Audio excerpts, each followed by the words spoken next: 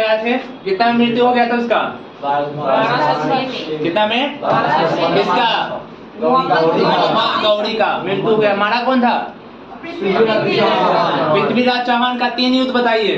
प्रथम युद्ध 3 युद्ध हुआ था ना, मोहम्मद गौरी 3 युद्ध लड़ा था ना। पहला युद्ध कितना में हुआ था? कौन जीता था? दूसरा युद्ध 1192 में। इसमें जयचंद्र ने किसका साथ दे दिया? किसका? क्यों साथ दिया? सब पता है किसके कारण? उसकी बेटी संयुक्ता को कौन लिए? बेचारा उठा के ले आया था, इसलिए बेचारा का धक्का कस के पहुंचा और साथ दिया। और चौथा जी युद्ध जो हुआ था किसके साथ हुआ था? चंद्रावण 1194 में। किसके बीच? पृथ्वीराज चौहान सॉरी गौरी और जयचंद के बीच। जयचंद क्या हो गया? मर गया, मार दिया था, छोड़ेगा, मार दिया। उसके बाद इसको अंधा बना के ले गया, कब्जा किया। पृथ्वीराज चौहान इसको टपका दिया लोग के अनुसार। उसके बाद आ गया हमारे ऐबक, कुतुबुद्दीन ऐबक। ये जो था मोहम्मद गौरी का गुलाम था। अब गुलाम मतलब तुम लोग पूछा उछा लगाने वाला मत समझ लेना, दामाद बन जाता है। अरे गुलाम मतलब वो गुलाम मत समझोगे जो सब्जी ले वो वाला गुलाम नहीं है, आज वाला नहीं। गुलाम करने का मतलब है यहाँ पे कि ये सब ऐसे थे जो श्रेष्ठ गुलाम थे, यानी काम करने में बेहतरीन था, यानी योद्धा सब था। योद्धा उसके लिए था, काम उम करता था, यानी मैनेजमेंट इसका अच्छा था। मैनेजमेंट इसका अच्छा था, कहीं जाता था जीत के धन लूट के लाता था, समझ गए ना? तो वो सब गुलाम, इसे गुलाम ही कहा जाता था, लेकिन उस तरह का गुलाम नहीं समझिएगा जो लोगों को रुकर। तो आप मान लीजिए कि मोहम्मद गौरी क्या था? मोहम्मद गौरी का कुतुबुद्दीन ऐबक क्या था? गुलाम था। अब गुलाम है तो घर आना जाना रहेगा ही, और घरे आना जाना रहेगा। दामाद पहले सुनो तो सही, पहले कहानी तो सुन लो। कुतुबुद्दीन ऐबक का आना जाना था किसके घर पे? आना जाना का थी, प्रोटेक्शन भी दे देगा। तो कौन देगा प्रोटेक्शन? गौरी के फैमिली को, मोहम्मद गौरी के फैमिली को प्रोटेक्शन कौन देगा?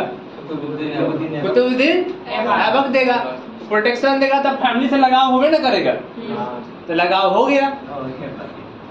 अगर ये लगाव नहीं होता, भारत का दुर्दशा इसी के लगाव की वजह से हुआ, कुतुबुद्दीन ऐबक का। अगर यह इसको लगाव नहीं होता किसके साथ? गौरी के बेटी के साथ, तो भारत में मुसलमानों का राज खत्म हो जाता, मोहम्मद गौरी लौट जाता। मोहम्मद गौरी लौट रहा था, मोहम्मद गौरी भारत से लौट रहा था, लेकिन हुआ क्या? इतने बीच में पता चल गया उसको कि कुतुबुद्दीन ऐबक और उसकी बेटी का चक्कर चल रहा है। बुलाया, हाँ अरे तो हिस्ट्री थोड़ी बदल जाएगा, जो अभी उस समय था थोड़ा मॉडर्न, अभी मॉडर्न हो गया है, मोबाइल वोबाइल का व्यवस्था हो गया है। वह सब ठीक था, बोला के शादी करा दिया। शादी करा दिया, बड़े सुनेगा तो शादी करा दिया। बुलाया, कहता है, बुलाया कहता है तू गुलाम है, तू हमारा दामाद बनेगा, निकालो रे, और सबसे निकालो, इसको सूली पर चढ़ाओ। किसको? ऐबक को, कुतुबुद्दीन ऐबक को। और सूली पर चढ़ाने की बात हुआ, कुतुबुद्दीन ऐबक घबराएगा। अब तक गए हम, तब गए, तब देखा फैमिली वाला, तो उधर से आई ऊपर बेटियों दौड़ के, तो फिल्मी स्टाइल में, खबरदार पप्पा जी। फिल्मों में बना है, हमारा सोसाइटी का मिल रहा है, खबरदार पप्पा जी।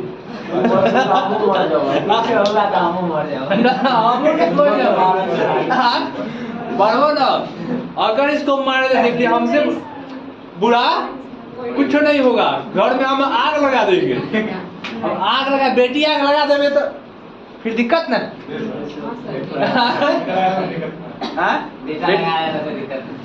तो ये बुलाया दरबार में इसको मारने के लिए, लेकिन बेटी घर पहुंची, इसको बेटी को पता चला, दौड़ दौड़ भागल आए। कैसे संयुक्ता थी, चिट्ठी लिख दी, तो संयुक्ता तो उचित लिखी थी, ये कौन सा उचित लिखा हमको नहीं समझ में आया। गुलाम था, वो तो गुलाम नहीं था, वो तो राजा था ना। अच्छा गौतम राजा था, कोई खास योद्धा था। ये गुलाम था, मोहम्मद गौरी के बेटी से हुआ गया। अब गौरी की बेटी कहेगी खबरदार शादी करवो ते करे से। ऐसा लड़की होने हाँ ऐसा लड़की होने से अपने पापा से बोल सके। ठीक है ना। अभी मेरी हिम्मत ना रही। पहले सुने था गाना है। चल देखो, गौरी को क्या बेटी कहा, सॉरी गौरी के बेटी कहा करेंगे इसी से। अब गौरी हो गया मजबूर, गौरी को क्या करना होगा, करवाना होगा शादी। और शादी करेगा दहेज ना देगा। फ्री में कहाँ होता है? फ्री में कहाँ शादी होता है, शादी करेगा और दहेज ना देगा। भले वो कनेक्शन वाइज शादी था, अरेंज मैरिज नहीं था, गुलामे था, तो शादी तो करवा दिया। अब जबरदस्ती ही शादी करवाया, क्या करे बेचारा। मम्मियों तो थी, गौरी के मम्मियों थे, वो एक पत्नियों तो थी, पत्नी से तो जाएगा लाठी खाने, गौरी जाएगा पत्नी से लाठी खाने, नहीं ना जाएगा। तो शादी तो करवा दिया। अब कहा भाई शादी तो करवा दिए, अब गुलाम के पास मोहम्मद कुतुबुद्दीन ऐबक के पास कुछ था नहीं तो गुलाम था ना, इसका कुछ था थोड़ी दहेज में देना ना, कुछ रहने के लिए बेटी दिए है तब। तो दहेज किसको दे दिया, भारत में जो दिल्ली कब्जा किए हुए था वो किसको दहेज में दे दिया, कुतुबुद्दीन ऐबक को दे दिया। और ऐबक को कहा कि चलो हमारा साथ। मोहम्मद गौरी क्या कहा कि चलिए, होते खरीदारी होगा। मोहम्मद कुतुबुद्दीन दौड़ गया। ठीक है भाई, हाँ हिस्ट्री पढ़ लेगा था, हिस्ट्री तो देख लेगा, जयचंद वाला सुन लेगा था कहानी, जयचंद वाला देखा कि भाई उतने गए, यहाँ है तो भाई अपन व्यवस्था 4 आदमी से जान पहचान है, मान ले शादी हो गया। जैसे कुछ जयचंद मरवाए ना अपन पति के दामाद के, पृथ्वीराज चौहान को, तो ई कौन बड़का था, तूफानीला, तो गुलाम था। क्या देखा कि जाएंगे उतने कटवा दिया था, कहे ना पप्पा जी छोड़ दियो हमरा ये जमीन आधा दे दियो रह जाए। ऐसे मोहम्मद गौरी को यहाँ रहना नहीं था, लूट पाट के ले जाना था। तो मोहम्मद गौरी तो चला गया ले देके, दहेज के रूप में इसको क्या दे दिया, दिल्ली दे दिया। क्या दे दिया, दिल्ली, जो कब्जा किया हुआ था कि चलो तुम यहाँ पे क्या करो, राज करो।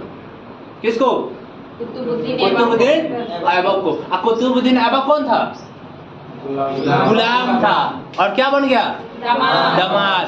यानी गुलाम एवं इसका मोहम्मद गौरी का कौन, कुतुबुद्दीन ऐबक।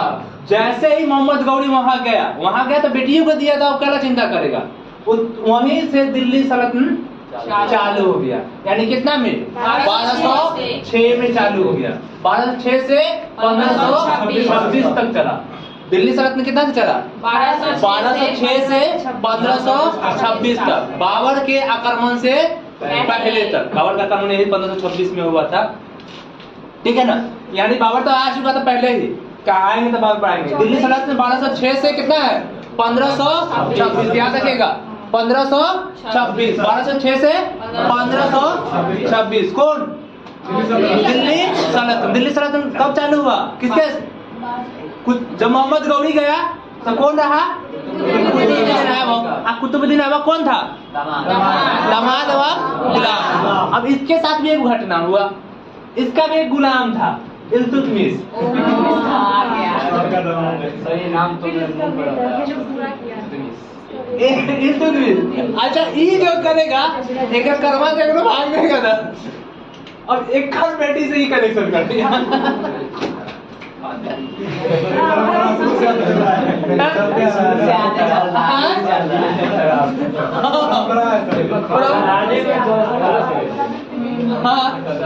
अब कुतुबुद्दीन ऐबक की बेटी से कौन कनेक्शन कर दिया, इल्तुतमिश। ये क्या था, इल्तुतमिश क्या था, गुलाम था, दामाद बन गया। तो इसका कहानी आगे आएंगे।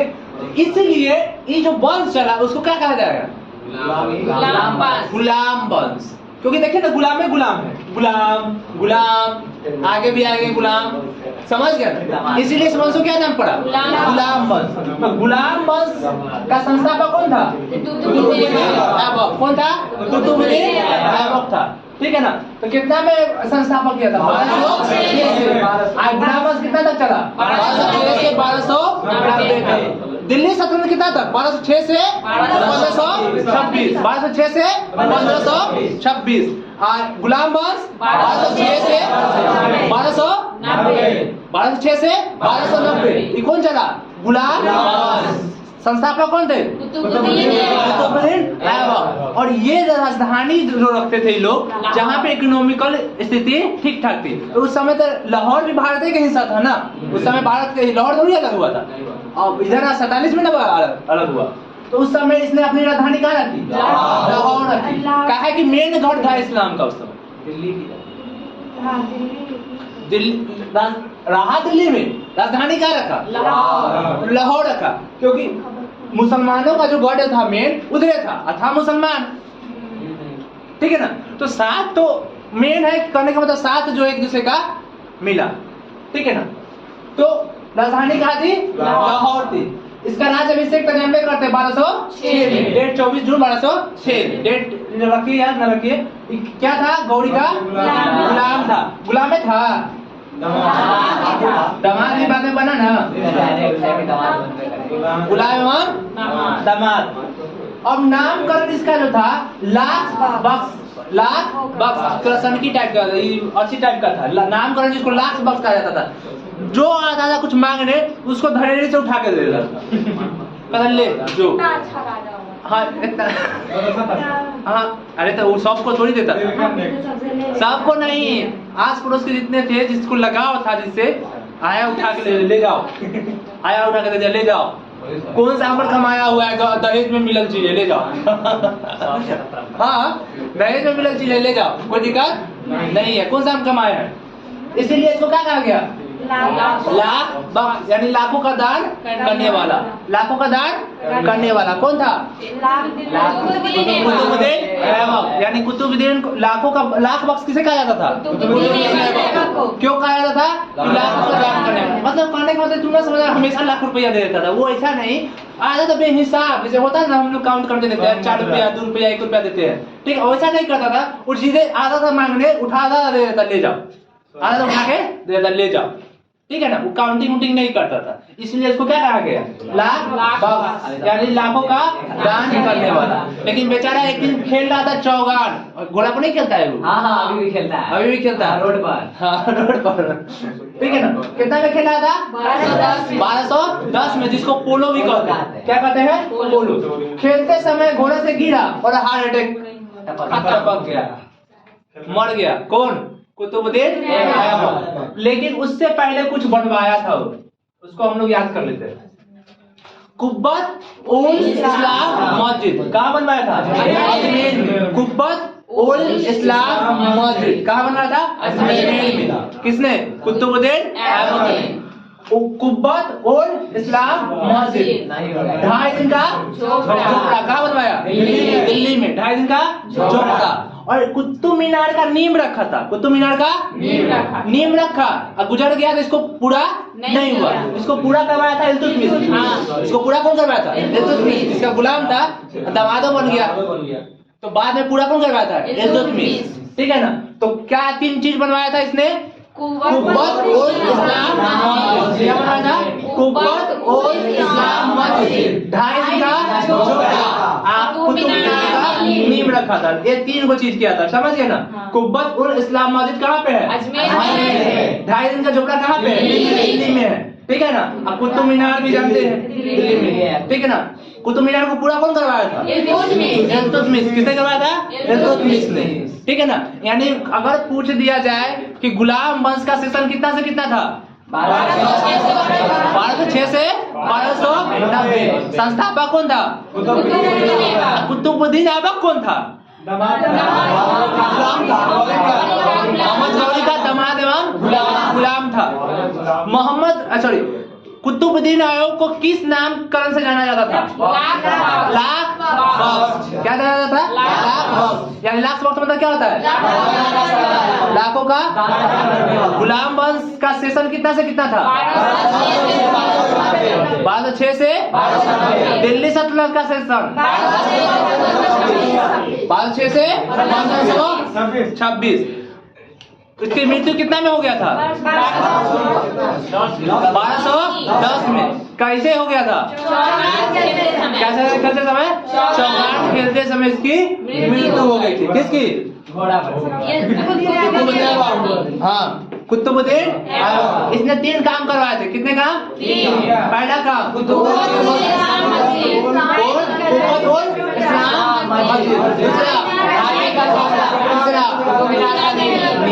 कुतुब मीनार का नींव पूरा कौन करवाया था? इल्तुतमिश करवाया था। ठीक है। और इसी के समय इनको दफनाया गया था लाहौर में क्योंकि राजधानी था। इसी के समय एक था बख्तियार खिलजी। कौन था? बख्तियार खिलजी, जो हमारा नालंदा विश्वविद्यालय क्या करा था? ध्वस्त करा दिया था। कौन था? बख्तियार खिलजी। याद रखिए क्या, बिहार को इतना मत समझिएगा, बिहार हमारे पूरे विश्व का शिक्षा का केंद्र था। आप लोगों को पता होना चाहिए, बिहार वो था। अभी कुछ भी रहे लेकिन था बिहार, अभी भी बोल सकता है। बिहार में सबसे ज्यादा IAS IPS निकलने वाले लोग कहाँ पे है? बिहार में। और बिहार ऐसा जगह है जहाँ पे हर तरह का टैलेंट मिलता है। लेकिन यहाँ पे क्या नहीं है? प्लेटफॉर्म नहीं है। यहाँ के लोग बाहर जा रहे हैं। समझ रहे हैं ना? यहाँ के लोग कहाँ जा रहे हैं? बाहर में। कभी भी बाहर में जाइएगा ना तो सबसे ज्यादा कोई हार्ड काम रहेगा तो कहाँ किसको रखता है? बिहारी को रखता है। पता है कि बिहारी काम कर देता है। अभी भी बिहारी पर सबको विश्वास है, भले बोलता कुछ है लेकिन काम करवाया किससे? बिहारी। वो जानता है कि काम कर देगा, काम कर ही के दम लेगा, जितना हार्ड हो जाए। उन्हें रखता है दिल्ली वाला को, जानता है कि काम चोर सब है। हाँ, महाराष्ट्र वाले लोग नहीं रखेगा, जानता है कि स्टैंडर्ड में रहेगा, 4 टाइम में शॉर्ट झाड़ेगा और 5वां टाइम निकल जाएगा। मारता है, कारण क्या है? जल रहा है, नहीं समझे? बराबरी नहीं कर पा रहा है हम लोग से। जानता है कि इसके जैसा हम मेहनत नहीं कर सकते तो इसको हमारे स्टेट से भगाएंगे तब ना नामकरण होगा, इसके सामने हार जाएंगे। इसलिए जलता है, इसलिए हमको टॉर्चर करता है। पावरी नहीं है बराबरी करने का। जो बराबरी नहीं करेगा वही ना आपको धिक्कारेगा। समझ गए? वही धिक्कार है। उन लोग को वहां पे जाके बिहारी काम करता है क्योंकि बिहारी का डिमांडिंग है, तभी ना उसको जॉब नहीं मिला, हम लोग को जॉब मिल रहा है। वहां पे गुजरात हो, तमिलनाडु हो या महाराष्ट्र हो, कहीं भी उसको काम वहां नहीं मिला, हम लोग को बुलाया जा रहा है। यानी हम लोग कहीं ना कहीं उससे योग्य है तभी ना बुलाया जा रहा है। ऐसे बुलाया जा रहा है फालतू में तो हमको पैसा नहीं देगा। इसी का जलन है सबको। समझ गए ना? बिहारी अपने वाकई में हमारे बिहार में प्लेटफॉर्म नहीं है, तो नहीं है तो नेताओं के कारण है। और यहाँ के जनता भी उतना ही बेवकूफ है, जात के आधार पे वोट दे देता है। तो वो ऐसा दिक्कत, जनता में ही प्रॉब्लम है। लोगों को दिख रहा थे कहा है कि हमारा जो नालंदा विश्वविद्यालय था पूरे विश्व में ऐसा विद्यालय नहीं था। जब बाहर लोग आते थे यहाँ पे पढ़ने, यहाँ का प्रोफेसर ऐसा था कि पूरा विश्व में नहीं था। आयुर्वेदिक ऐसा लोग थे कि अगर कोई बीमारी हो गया आपको बिन टच किए वो बीमारी ठीक कर देते थे। ऐसे उपाय सोचते थे। और कैसे आपको दवाई देते थे वो भी पता नहीं चलता था। वही हो गया किसके साथ? बख्तियार। ऐसे लोग थे। इन लोग का हिस्ट्री सही से नहीं लिखा है, यही तो दिक्कत है हम लोग को। हम लोग को बाबर अकबर कुतुबुद्दीन पढ़ा रहा है और उन प्रोफेसरों से पढ़ाता थोड़ा सा। ठीक है ना? भारत का हिस्ट्री पूरे विश्व में जो है जाना जाता है। अभी भी अगर बाहर जाइएगा, अमेरिका जाइएगा ना, जब भारत की हिस्ट्री या कल्चर संस्कृति की बात होगी तो वहां वो सब झुक जाता है, कहता है वाक्य में है, लेकिन उसको रिप्रेजेंट करने वाले यहाँ के लोग ही नहीं है। समझ गए? हम लोग जाते हैं तो कभी बाहर जाते थे, कभी बिहार की बातें नहीं करते, बतावे नहीं करते हैं। बिहार क्या था, अभी थोड़ा सा हो गया है डाउन, उसमें नो डाउट है, कोई डाउट नहीं है कि है डाउन हो गया है, लेकिन पावरफुल अभी भी है। डिमांडिंग भी अभी भी बिहार का है। ठीक है ना? अभी भी डिमांडिंग किसका है? पूरे बिहार का है। समझ गए ना? अभी भी टैलेंट सबसे ज्यादा कहाँ पे है? बिहार में। अभी भी सबसे ज्यादा IAS IPS कहाँ निकल रहे हैं? बिहार में। अभी भी सबसे ज्यादा खटने वाला मजदूर मिलते हैं कहाँ पे मिलते हैं? बिहार में मिलते हैं। यानी ऐसे नहीं खटना नहीं, फ्रीओ में खड़े देते हैं, लोगों का मदद कर देते हैं, वो भी कहाँ मिलते हैं? बिहार में मिलते हैं। हाँ, मोह माया भी है और इसके सेल्फ रेस्पेक्ट के साथ खेलवाड़ करिएगा तो कपाल फोड़ देता है। वो बिहार में है, इसको रॉन्ग वे में लीजिएगा तो कपाल फोड़ने में भी समय नहीं लगा। रॉन्ग देंगे, ठीक है ना। ओबे में तो बख्तियार खिलजी जो था, बख्तियार खिलजी इसी के शासनकाल में, किसके शासन में? कुतुबुद्दीन ऐबक के शासन। तो इसको चर्म रोग हो गया था। कौन सा? चर्म रोग जानते हैं ना, स्किन प्रॉब्लम और कुछ प्रॉब्लम था। पूरा इलाज करवा लिया 20 में, नहीं ठीक हुआ। ठीक है, नहीं हुआ, इसीलिए खिलजी नाम रखा है। नहीं ठीक है ना। पूरा 20 में ही है। तब इसको बताया, किसी ने बताया कि आप नालंदा विश्वविद्यालय में जाइए, वहाँ जो आयुर्वेदिक सब है आपका पक्का ठीक कर देंगे। तो कहा कि भाई हम उस पर राज्य कर रहे हैं और जाएंगे वहाँ बोलने तो हमको जौहर वोहर दे देगा तो क्या हो जाएगा, मर ही जाएंगे। हाँ। डर गया तो कहा हम न जाएंगे। लेकिन डरे डरे जब देखा कि कहीं ठीक कोई उपाय नहीं है चर्म रोग से, तो हम ही मर ही जाएंगे। हाँ। तो बुलाया वहाँ के, तो कहा वहाँ के वैद्य को कि न हम आपका दवा खाएंगे या न लगाएंगे। यानी आप जो दवा हुआ दीजिएगा न तो हम खाएंगे नहीं लगाएंगे और नहीं लगाएंगे। अगर इसके अलावे आप हमारा घाव ठीक कर देते हैं, जो भी प्रॉब्लम है, चर्म रोग जाति वाला प्रॉब्लम है, ठीक कर देंगे तो हम आपको इनाम देंगे। या आयुर्वेदिक वाला हमको इनाम की आवश्यकता नहीं है। आयुर्वेदिक दिमाग का तेज, नालंदा विश्वविद्यालय के प्रोफेसर है, आयुर्वेदिक है, तब तेज तो होना ही है दिमाग, तब उसे कहाँ फेंक के रख देता। तो वो बोले कि ठीक है, आप कुछ नहीं करना है, आपको कुरान पढ़ते हैं ना, मुसलमान है तो कुरान तो पढ़वे कीजिएगा, ठीक है ना। तो कुरान पढ़ते हैं, तो बोले हाँ पढ़ते तो है। तो कितने टाइम पढ़ते हैं? तो बताया कि 2-3 टाइम पढ़ते हैं। तो कुछ नहीं करना है, आपको कुरान 3 टाइम या 2 टाइम 4 टाइम पढ़ लेना है, यही आयुर्वेदिक बोले। आप कुरान कहेंगे थोड़ा सा जो कुरान है हमको दे दीजिए, तो उसमें वो लेप लगा दिए। क्या लगा दिए? लेप। और वो कुरान जो पढ़ रहा था ना, तो ऐसे से करके जाई लगा था। लेप, उसमें क्या लगा हुआ था? लेप लगा हुआ। लेप लगा हुआ। लाड़ के माध्यम से अब महीना दिन हुआ, कुछ दिन बाद बुलाया और उसका सही में चर्म रोग ठीक हो गया, जो कहीं नहीं ठीक हुआ ठीक हो गया। भाई देखा कि ये कैसा आयुर्वेदिक है, न खाए दवाई न लगाए न कुछ झाड़ फूक किया, हमें चर्म रोग ठीक, जो बीमारी था वो ठीक हो गया। बड़ा चढ़ भी पड़ा भाई। हाँ, कहे उसको बुलाओ, पूछते हैं। बुलाया तो पूछा कि ऐसा जो मेरे साथ मतलब कुछ तुम्हारा न खाए न हुए, तुमको ऐसा कौन सा विद्या मारा कि हम ठीक हो गए भाई? तो बताया कि आप जो कुरान पढ़ रहे थे ना, उसमें हम लेप लगा दिए। चौक गया, भाग बड़ा जोर नहीं लगाया, तो कसम जाते उसको रात भर नींद में नहीं पड़ा। खिलजी को नींद में नहीं पड़ा, कहता कि ऐसा ऐसा योद्धा सब है, हम सब भारत में राज कर पाएंगे, कखनी घटका देगा कोई, ठीक है। और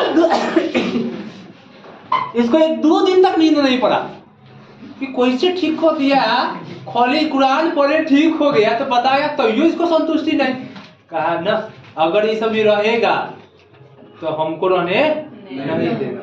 गुस्सा आ गया ये तो, और क्या किया, नालंदा विश्वविद्यालय में जाके आग लगा दिया। हाँ, भलाई के जमाने का तो अभी नहीं है, भलाई के जमाने, ठीक है ना। नालंदा विश्वविद्यालय में आग लगा दिया। यहाँ तक कि वहाँ पे पूरे विश्व में जो बुक्स नहीं मिलती थी वो कहाँ मिलता था? नालंदा विश्वविद्यालय में मिलता था, जो कहीं बुक नहीं मिलती थी। यानी वो बुक्स सभी जल गया। कहाँ पे? नालंदा विश्वविद्यालय में। ठीक है ना, इसी स्टेशन में लगा, समझ गए। अब ये जो है नालंदा विश्वविद्यालय को लगा दिया। तो पूछता है कि नालंदा विश्वविद्यालय को ध्वस्त करने वाले शासक का नाम बताए। तो क्या नाम है? बख्तियार खिलजी। बख्तियार खिलजी किसके शासनकाल में काम किया? कुतुबुद्दीन ऐबक के शासनकाल में। समझ गए क्यों किया था? कोई दिक्कत?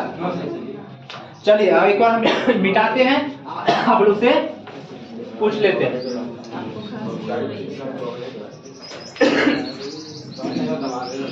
चलिए मिटाए, हाँ सब को भी बंद कीजिएगा।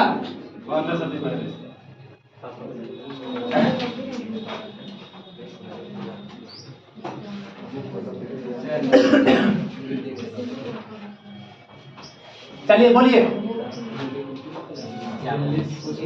कुतुबुद्दीन ऐबक कौन था? गुलाम था। किसका? मोहम्मद गौरी का। कितना में गद्दी पर बैठा था? 1200।